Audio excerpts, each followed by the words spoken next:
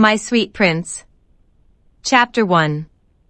Never thought you'd make me perspire. Never thought I'd do the same. Never thought I'd fill with desire. Never thought I'd feel so ashamed. I noticed him right off. How could I not?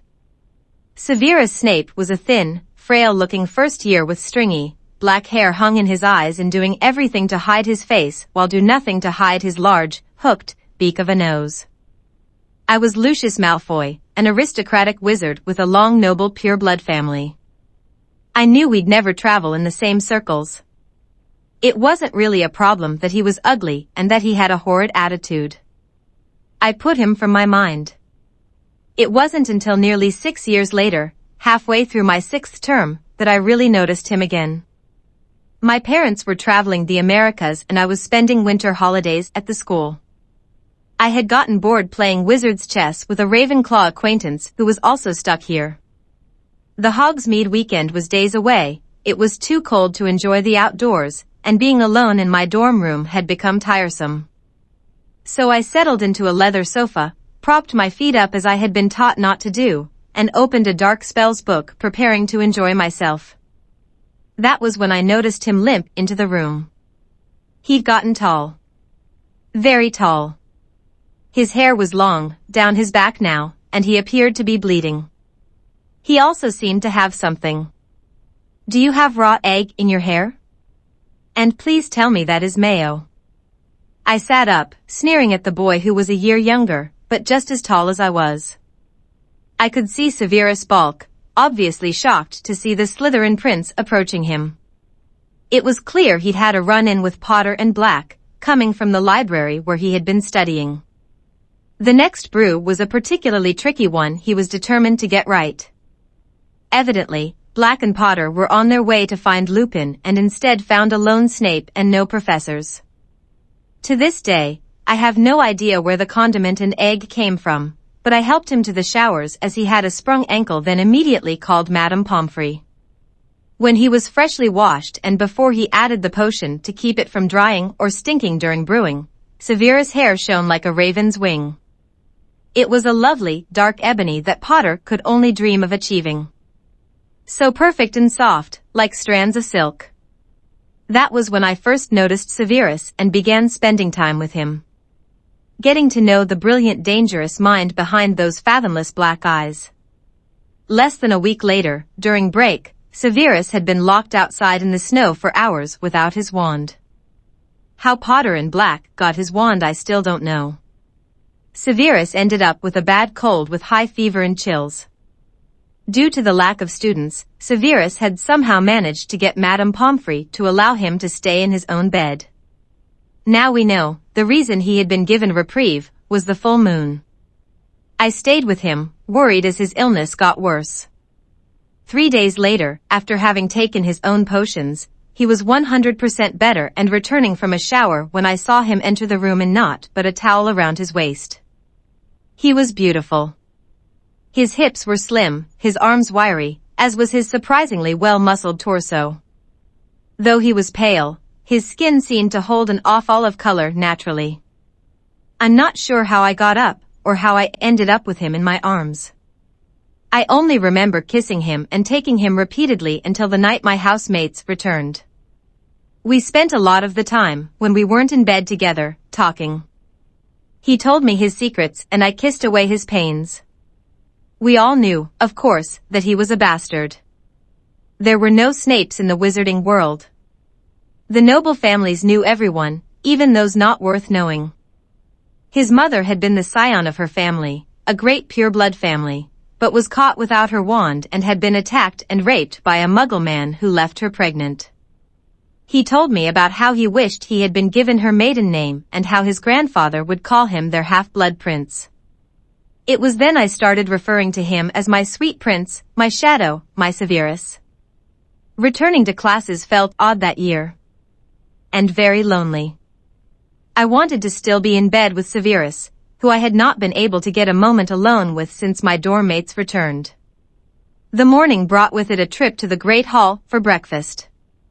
Severus was walking toward me and my friends, and my pulse raced. No one knew. No one had any idea I fancied blokes.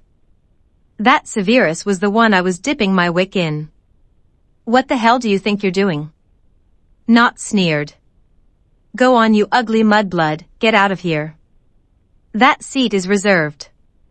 McNair shoved Severus away from where he was going to sit. Next to Bellatrix, between him and myself, in Narcissa's traditional spot. Ugly little bastard, you don't belong at this end of the table. Hell, you don't even belong in this house. Go on. Get away from here, before I make you move. Bellatrix growled at my beautiful shadow. And I sat in a state of almost shock at their response to him. Severus looked at me, his face a mask, but his eyes said so much.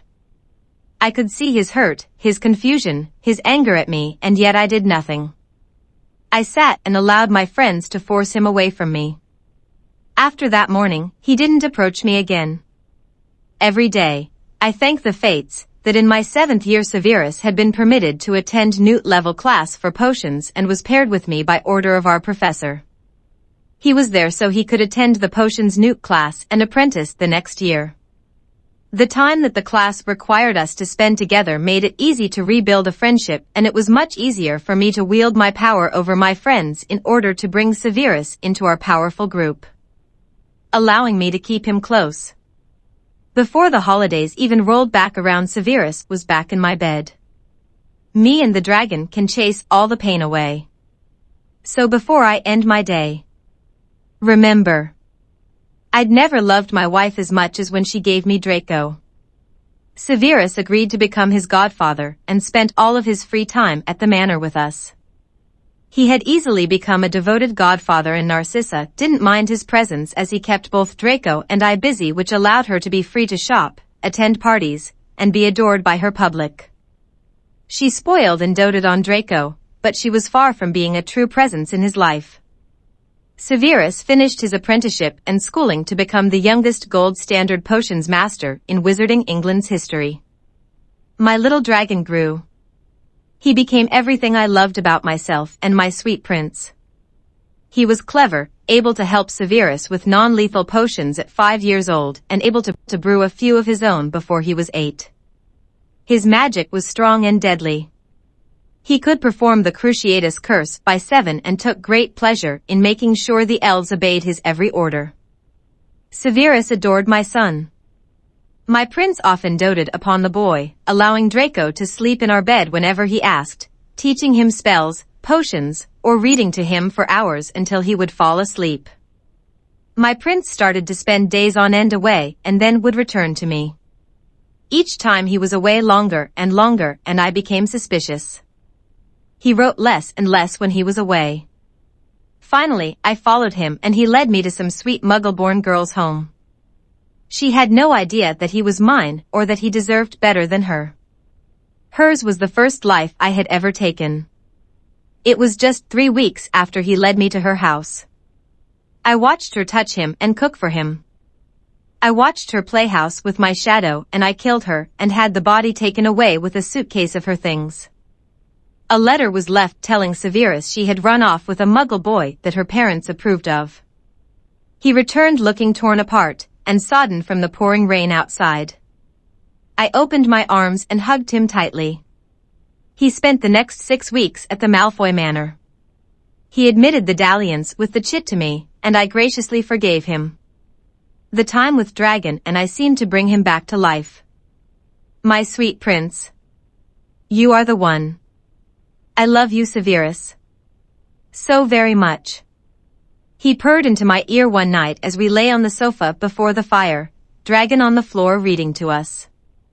It was a story he'd made up himself about a baby dragon and his daddy and papa who would kill to protect their sweet baby. I knew, then, how true the story was. That Severus would kill for Dragon if required. My sweet prince. You are the one. We made love later that same night on the carpet, after tucking our baby dragon into his bed. The fire made his skin glow tan and red. I would kill for you. I told him that night with sincere honesty. He looked into my eyes as I thrust into his body, and at that moment, I saw that he knew what I had done. He just nodded and closed his eyes. I felt no remorse. I allowed him to cry his tears for the stupid girl. Now he knew. He belonged to me. With me. With our dragon. Never thought I'd have to retire. Never thought I'd have to abstain. Never thought all this could backfire. Your pet. My dark lord hissed at me, his furious, red eyes boring into me. Has been less than successful. I shuddered. Severus had failed repeatedly to get anything valuable on Dumbledore for us. He had failed to help us capture Harry Potter. He had failed to protect our dragon from that insufferable boy as well. I had watched Riddle go from a brilliant wizard, a leader in a movement that meant so much to my peers and I, and become a madman. As obsessed with muggles as that meddling band of do-gooders, the Order of the Phoenix. My lord, Snape is ever loyal. I have my spies in the school. They tell me how he tries always to carry out your plans. To get Potter alone long enough to flow him away. Always he is accompanied by those Gryffindors. I sneered at the merest thought. He suffers greatly at the knowledge that he has so greatly displeased you. I promised, knowing how susceptible Voldemort was to flattery. He is not near the great wizard you are, my lord. Though he has the talent for potions, he is not the great mind you are. And he has no head for strategy. Silently, I vowed to repeat all of these things to my sweet prince in opposite if I could get him alone long enough. Remember, my lord, though he has pure blood in him, he is only a half-blooded wizard.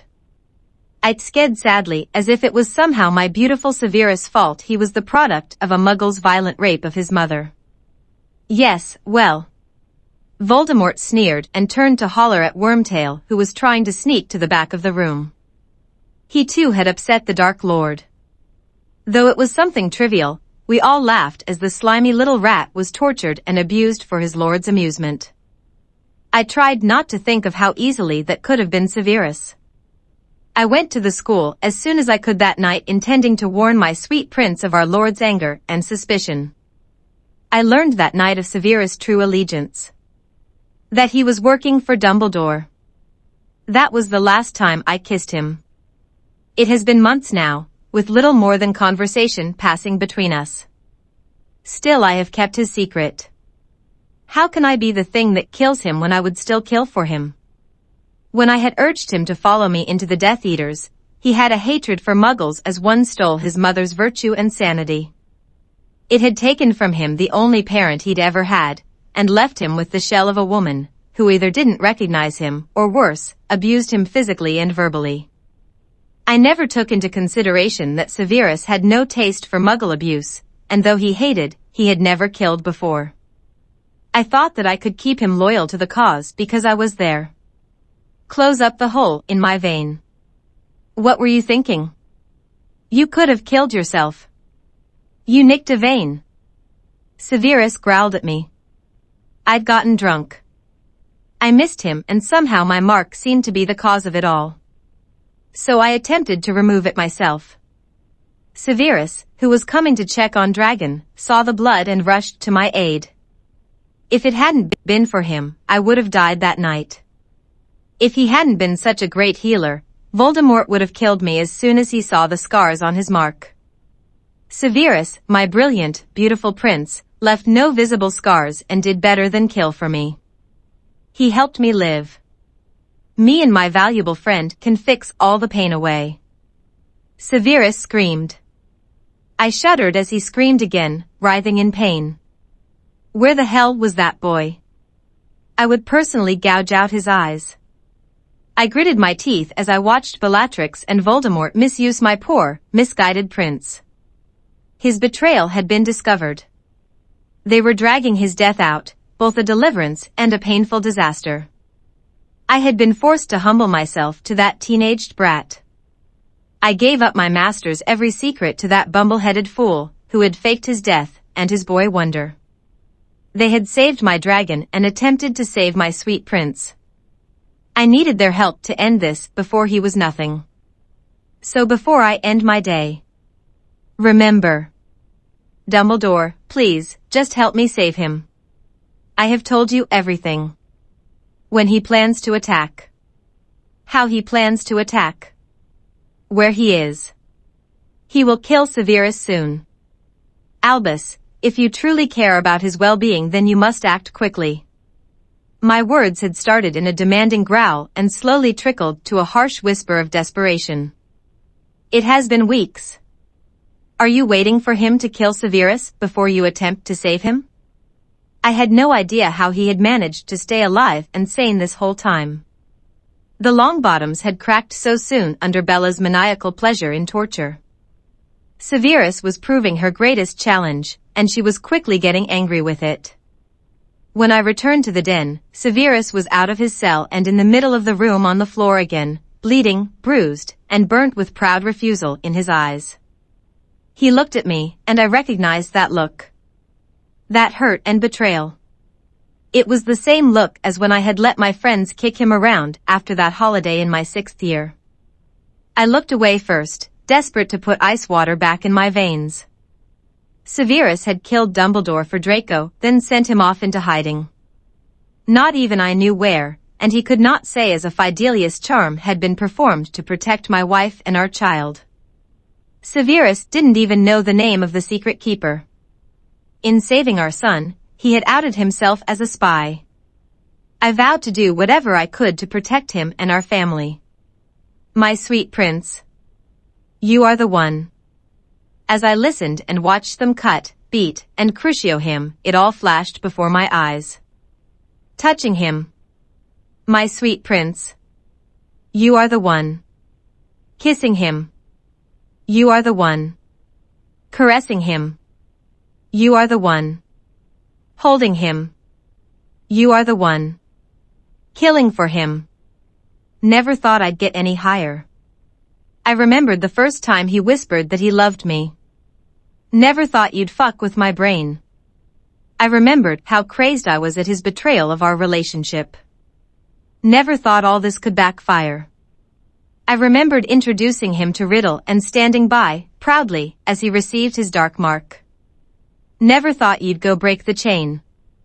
I remembered the instant I realized he had switched sides and left me behind. Me and you, baby. I remembered my desperation to save him when he turned up after Dumbledore's death and I knew he was going to be found out. Used to flush all the pain away. I have started going to him in secret. I give him water. Potions. Attempt to heal him enough to keep him alive until they come to kill Voldemort. Neither of us say anything. So before I end my day, remember. Nightly I leave him alone in the dungeons and go to my rooms, where I sleep and dream, remembering everything of our love. My sweet prince. You are the one. Seeing him after an attack, or prank by Potter and his friends. My sweet prince. You are the one.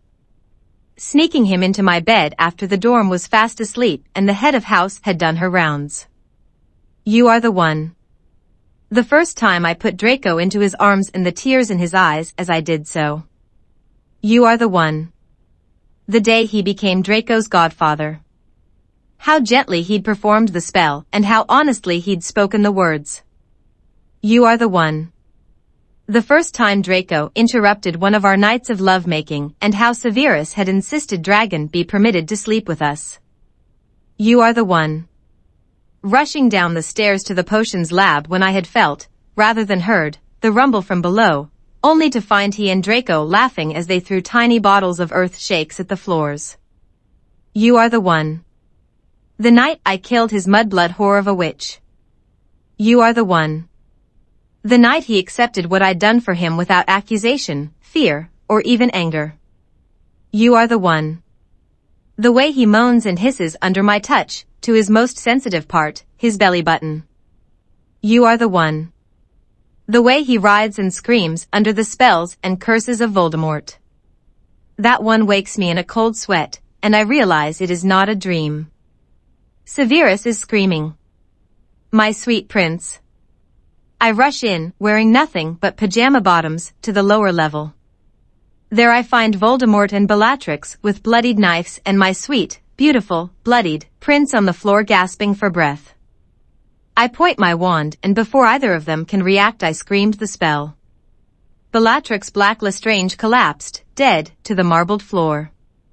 Voldemort screeched like a bird of prey and attacked, pulling his own wand.